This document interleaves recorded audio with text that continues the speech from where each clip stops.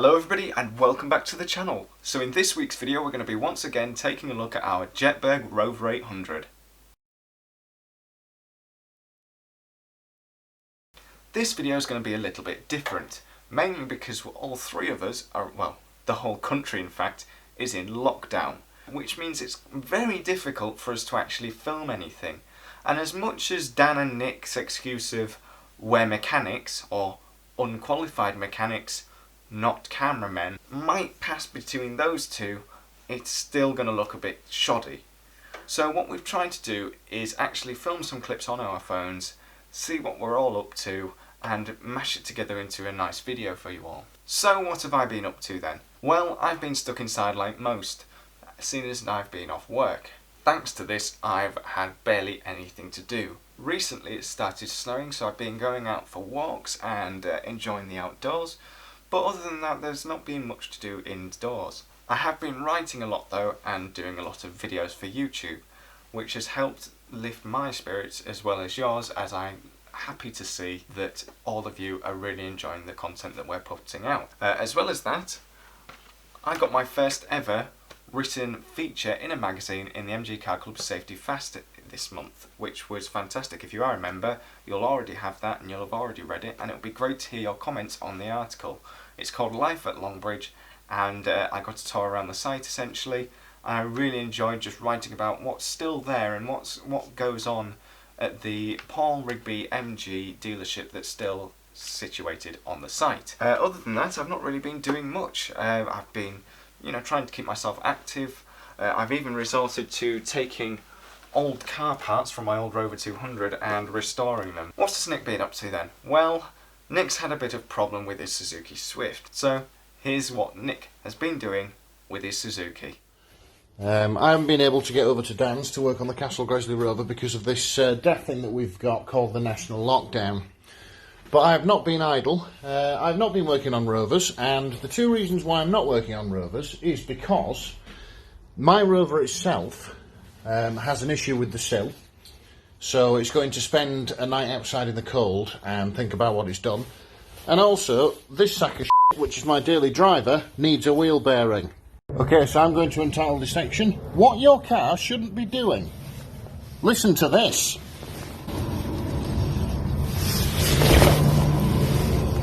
Do you hear the grinding? Okay, so as you can see, the drive shaft nut came off rather easily. Thank God for Suzuki for making alloys with centre bows wide enough to get a socket in while the wheel's still on the ground. Right, 2 bolts there, ABS sensor, that's probably going to be a pain, track rod end, brake caliper off, job done. I reckon it'll take about an hour. Stop laughing. Right, we'll do the track rod first, or track rod end first, because as you can see, that's how I moulded it. So very soon there'll be no grease left in those boots, but then again, I did change the other one for the last MOT, so I think this one was pretty close to going anywhere. Never mind, it'll be fixed soon. Okay, blow by blow account, as you can see, the first nut is off. Let's see if the track rod end will come undone. Bit more persuasion needed, I think. Right, track rod end is free, and I only managed to damage the boot a little bit. Yeah, guess that's going to have to wait till MOT time. Okay, nice and easy does it. Kind of glad that came free actually, so we're all good. I'll get the new one on.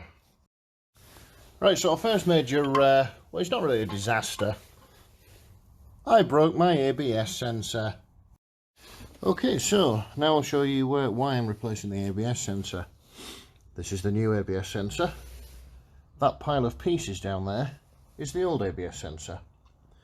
It's, I will just say though, mad props to Cambiari who produced this, because if you look at the new ABS sensor, it has everything you need to fit it to the car, including the clip I broke. So well done them. Okay, next stage. Disc and calipers off.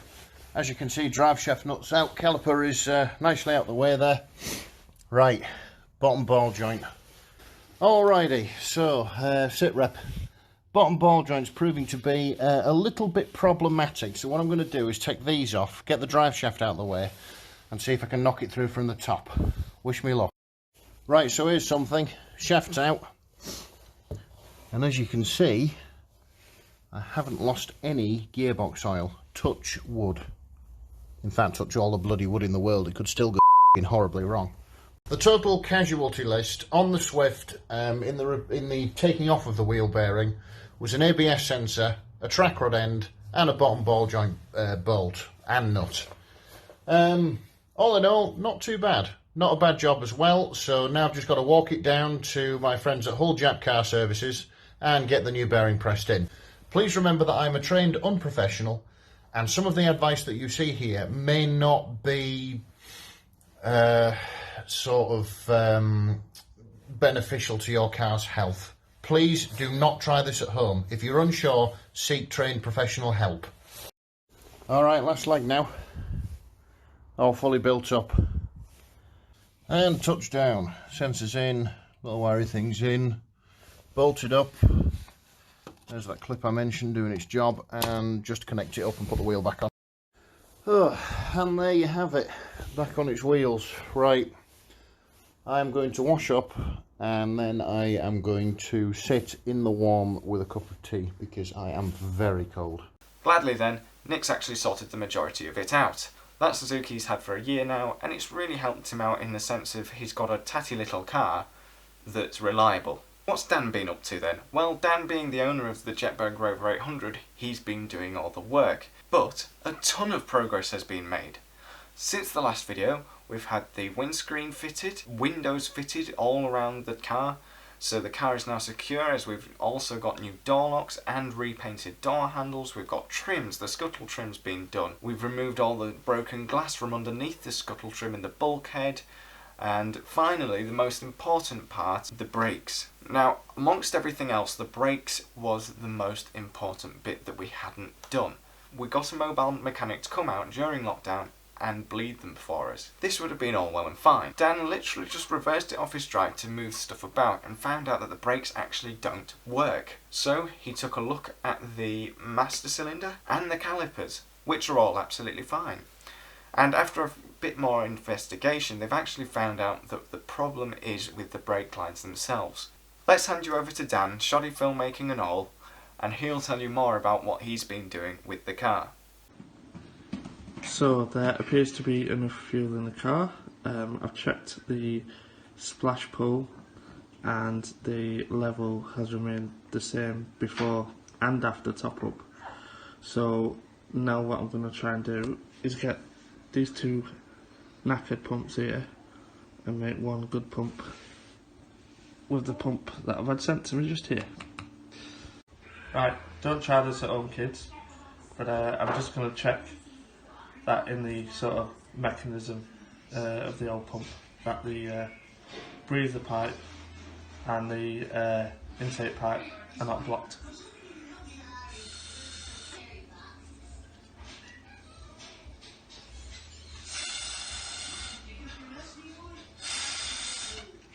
There you go. So I have now taken the old pump apart, and you can see there it's well, knackered would be an understatement. And then we're going to fit the new pump here. And there you go, one freshly assembled pump.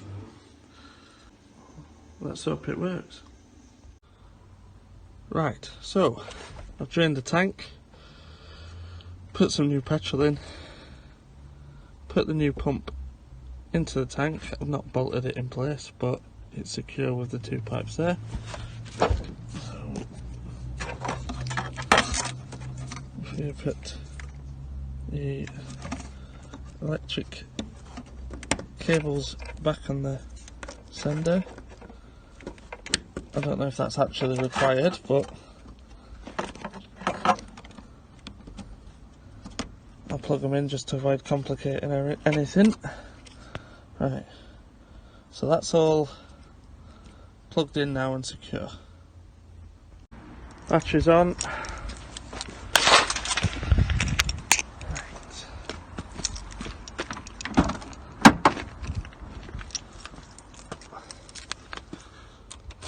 Ignition.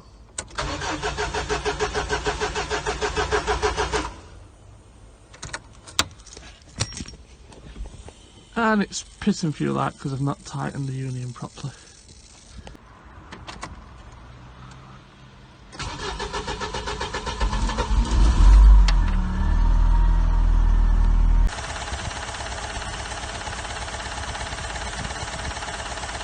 You can see there I've wired all the dash and everything back in. Everything works. One of the faults I've been trying to solve today is I put everything back in, wired it all up, and you can see the rear windscreen heater, demister, whatever you want to call it, works. But the fans, blowers don't. There's a very, very loud audible click from under the glove compartment, so I can only guess it's the relays or maybe the actuators. The other thing that's on my to-do list is the sunroof. So if I press the sunroof button down here,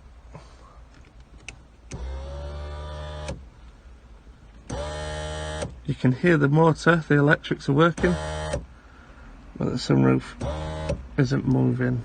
The clock works though. I got the wiring for that right at least.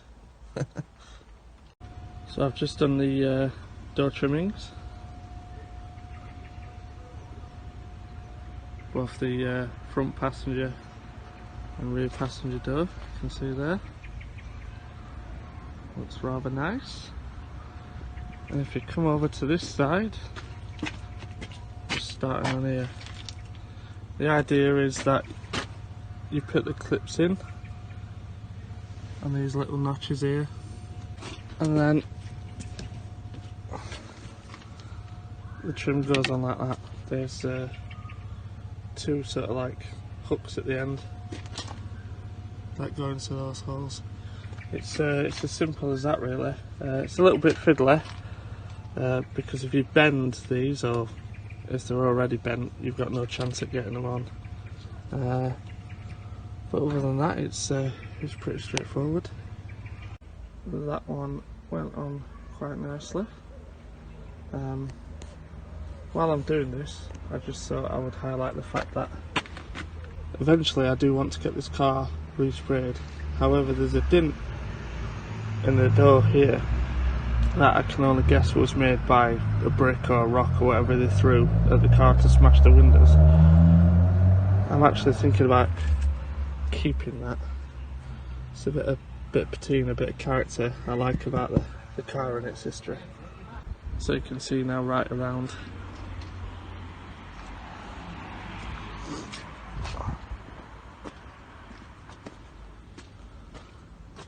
we've got door trimmings on. This was the only one that I didn't have to replace because it was still on the car. It's got quite a bit of damage there from, again, where a brick's been thrown at it. But as I said, I quite like that as character, so I'm going to keep that.